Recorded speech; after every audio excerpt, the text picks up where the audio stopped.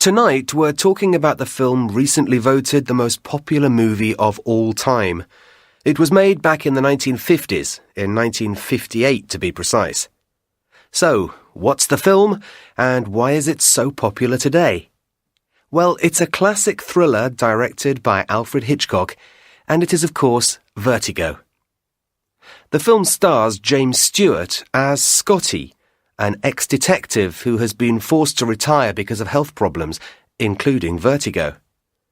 In the film, he's hired as a private detective to follow a woman, played by Kim Novak, who's been behaving strangely.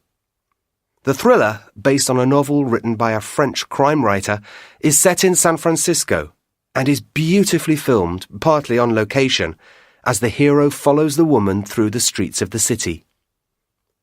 The plot of Vertigo was described by Hitchcock as boy meets girl, boy loses girl, boy meets girl again, boy loses girl again. But, in fact, it's a very complex film which needs to be watched several times to be fully understood.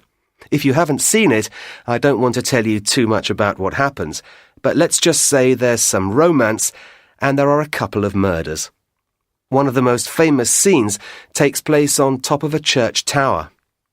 The film is shot using a special camera effect, now known as the vertigo effect, which creates a confusion between fantasy and reality, and which reflects Scotty's mental state.